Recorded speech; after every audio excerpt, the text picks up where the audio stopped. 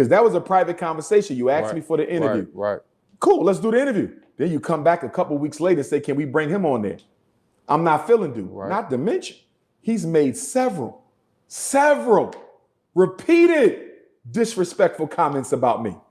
He got into it with Dr. Umar Johnson. Yeah, he a fraud too. Who, Dr. Umar Johnson? Yeah, man, y'all know he a fraud. Y'all kind of preach some of the same things, though. Well, I ain't begging for money. What about, so what you think about Dr. Umar? I don't pay him no mind. He's just talking. He been talking for a long time. We ain't seen him do. Dr. Umar Johnson just talking. He ain't even got a woman. And he broke. Begging mother. Fuck, I'm on debate and sitting up begging. He's a beggar. I ain't no mother beggar. Beggars can't be choosy. Okay. So you want me to sit down with somebody who don't know me and has disrespected me plenty of time? Who the you think I am? Now, when I was doing my little research, I came across a video that talked about, it was a podcast that talked about how they invited you on to co-host with Charleston White or debate or something like that, and you respectively declined. I do want to highlight this one because it did bother me. I offered Dr. Umar a chance to sit down and have a conversation with you. I was excited about that too. That was gonna be cool. I was super excited. I was super excited about that. And real cool. Declined, flat out, not interested in that conversation. Yeah. And it's not, I'm not bashing him. I don't understand. Yeah. Why do you feel like these people are afraid to have a conversation with you? Because they've heard me speak. And any intelligent person, if they hear me speak, they see the level of intelligence that I have. I'm playing a fool. So these are very intelligent people who you invited, and they are afraid that. I wouldn't say they're afraid. It's something about two vipers. You hardly ever see two vipers get in the pit. These today men aren't vipers. And what do you mean by that, Charleston? That's why Muhammad Ali fought Frazier, two vipers. That's why Muhammad Ali fought Ken Norton. That's why Muhammad Ali fought George Foreman. Yeah. Because two vipers. But what ends up happening is when you put two vipers in a pit, somebody gotta. One of them gets dethroned. Yeah. And one of them have to leave the village or the wilderness or the jungle and walk away like the silverback gorilla and can't hang with the group no more. Yeah, that's true. And so they avoid that. Shy from that, yeah. I don't have an image. I don't have a degree to try to hold on to. I have real community actions and I have truth that I stand on. I don't have anything against the brother Charleston White. I don't believe I belong on a platform with him. Okay. As you can see, my message is very much about the best interests of the community. It's about saving our children, our men, our women. It's about building schools, which I'm actively doing. Okay. I don't believe I need to be on a podcast with someone who has disrespected our deceased, with someone who has said things that many people interpreted as being supportive of rape, as someone who has done some things that many people would consider deplorable and unforgivable. The messages are not the same. The missions are not the same. The work is clearly not the same. Clearly not the same. Now, he says he's a community activist. I don't know what he's doing. I can't speak to that. But you're damn sure ain't done in these streets what I've done.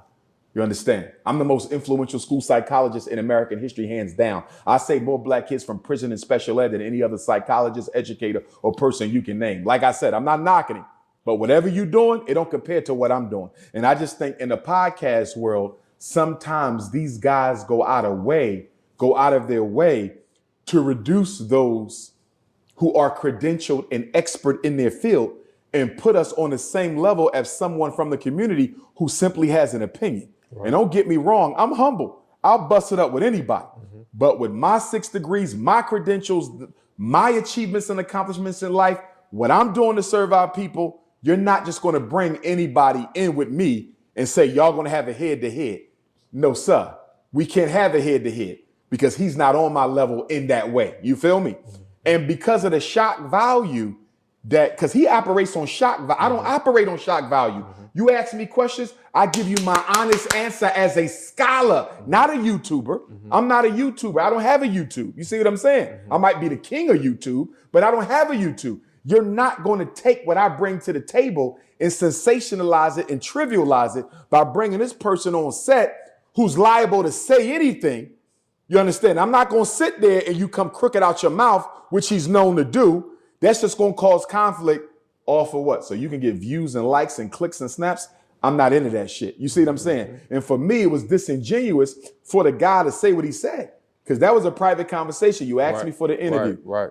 Cool, let's do the interview. Then you come back a couple weeks later and say, can we bring him on there? I would love to get Umar up here for a conversation, but I mean, we got to stop playing the game like I tried to disrespect you by putting you on a platform with Charleston. I see something differently. So, you know, when I reached out to him after that, I told him, I was like, you got the wrong impression about the shit that I'm trying to do, homeboy. I'm not feeling dude, not to mention, he's made several repeated disrespectful comments about me. Gotcha. So what you think about Dr. Umar? I don't pay him no mind. He's just talking. He's been talking for a long time. We ain't seen him do. See, the reason why I can talk so loud and talk so boldly and insult the gangsters in the streets, because when from the other cities and the other states start calling the from the streets here, say, man, y'all gonna let talk? Nah, homie, he really helped the kids. Gotcha. So that's been my protection. If I was a who didn't do none of the things that I do with kids, homie, I would have been dead. Go find you like to debate, like Hassan Campbell, Dr. Umar Johnson, Lil Bow Wow. Yeah, give one of them debates, but not me. I'm gonna be disrespectful during the debate. I'm gonna call me. I don't know what he's talking about. He got into it with Dr. Umar Johnson. Yeah, he a fraud too. Who, Dr. Umar Johnson? Yeah, man, y'all know he a fraud. Y'all kind of preach some of the same things, though. Well, I ain't begging for money. See, I was yeah. I ain't saying don't say no real shit, but man, he done been caught with a stripper hoe. He been begging for money about a school he ain't got built. Yeah, man, he went off on a rampage one time. They thought the nigga was crazy. No, man, I ain't done none of that, homie. Yeah, man, I ain't flopped yet. Let me just say, yeah, I ain't flopped yet, man. Yeah, they got at least let me flop before they bash me. But yeah, I ain't flopped yet. But and Dr. Umar Johnson, homie, man, they playing on us with that shit, man. Yeah. Debate Dr. Umar. Do Dr. Umar got a wife, baby? I don't debate no can't get no pussy every night. Yeah, nah, I ain't debating no bitch ass like Dr. Umar Johnson. Can't even got a wife. Show me a got a woman in the kitchen cooking. Show me a got a woman in the kitchen cooking for him in the morning. Dr. Umar Johnson just talking. He ain't even got a woman. And he broke. Begging mother. Fuck, I'm gonna debate a sitting up begging. He's a beggar. I ain't no motherfucking beggar. Beggars can't be choosy. So Dr. Umar Johnson is a with no woman, no money. He ain't got a big old house like me, and he can't get nobody cooking breakfast in the morning. I don't debate them kind of people. Dr. Umar got multiple wives. Any nigga with multiple wives got a bunch of dumb bitches. Because a smart bitch ain't finna let no real nigga have no multiple wives. She may let him have some hoes on the side, but she ain't gonna let him have multiple wives. He got a bunch of dumb fuck he talking about. There's only one wife. You don't let no bunch of bitches have the titles of wife. That's some of shit a sucker ass nigga do. I got my own money. So I don't debate no begging ass and be mad cause won't nobody give him no money to help him finish the school. Where the school at, Dr. Umar? Begging ass. Didn't he get caught with them strippers and them strippers trying to shame him? It ain't a bitch done tried to shame me yet. Okay. So you want me to sit down with somebody who don't know me and has disrespected me plenty of time? Who the fuck you think I am? You see what I'm saying? Now, if he never disrespected me, I still wouldn't have wanted to do it because he's a loose cannon and I don't really rock with his format. You see what I'm saying? I'm somewhere else with it. Don't get me wrong. I like to clown around and joke and all that too, but there's levels I don't cross. I don't think he has levels he don't cross. And because of that, I don't think we should be seated together. Now, if you're doing work in the community, I salute you, brother.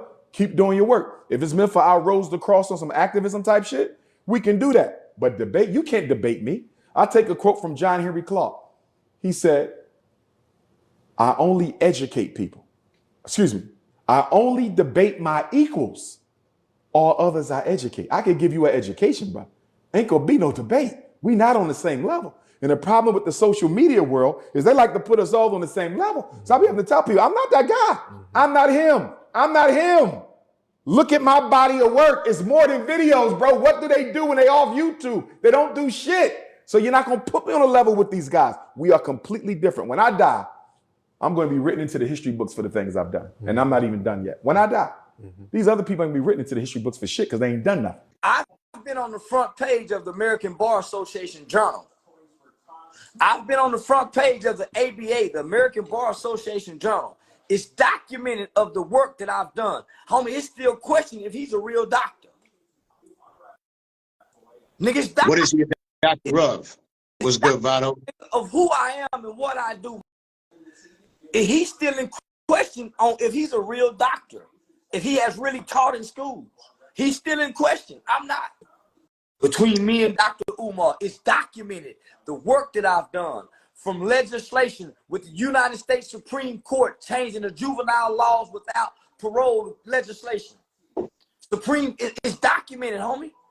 Working with congressional members, it's documented of me doing trainings with the United States Department of Homeland Security Human Trafficking Division, North Texas Crime Commission, at Eastfield Police Training Academy in Mesquite, 3 years consecutively.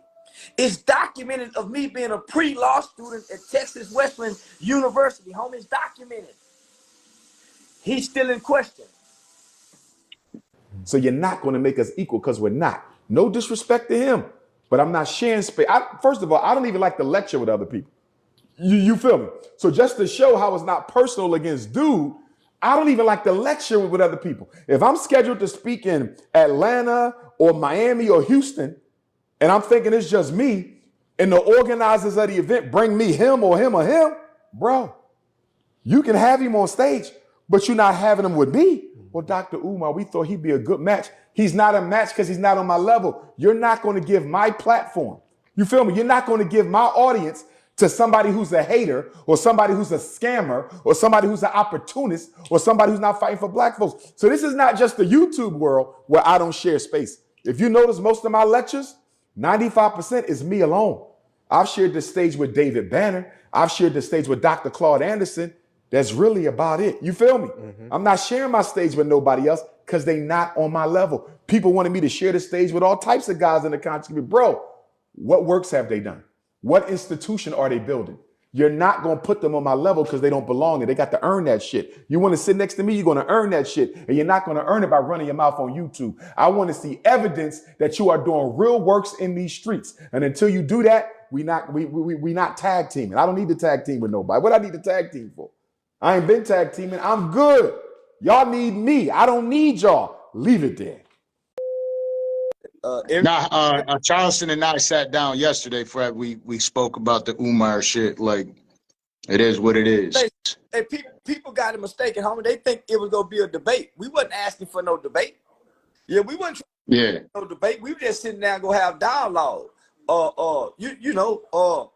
Because my position is, as long as he's been doing the work, he's been asking black people for money, donate money, send me money.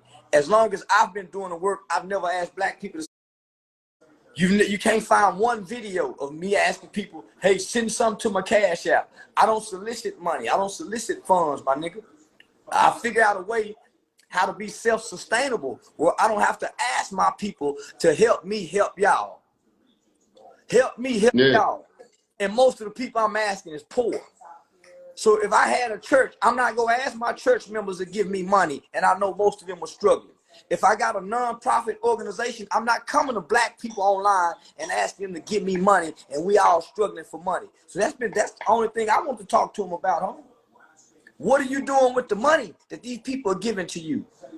Nah, homie, the money that I earn offline, the money that I earn off comedy shows, nigga, I go back to the community and give a third of that portion away of my back end money into the communities I perform in. And I don't like. You know what it is too, though? Nothing. So I don't want these to people debate the nigga. I actually admire him, but the difference between me and him, I ain't trying to play polygamy. I ain't sneaking and fucking with white hoes. And I ain't asking my people to give me their money, to take away from their household, their people miles, their children, to help me build something that I know I may or may not can't build without them. Let me build it without y'all, and then y'all come join in. Yeah. Go find other ways to come build what God put in my heart for black people. But now I don't need y'all to stop feeding your family to give me $1, and I think that's what he do. That's how the game is. I feel like there's so many, the more and more I get involved with people in the industry, I think one thing primarily is a whole lot of them think they do a whole lot more than they do. And they speak on it like they're really doing more. Like when you ask them, well, what are you doing?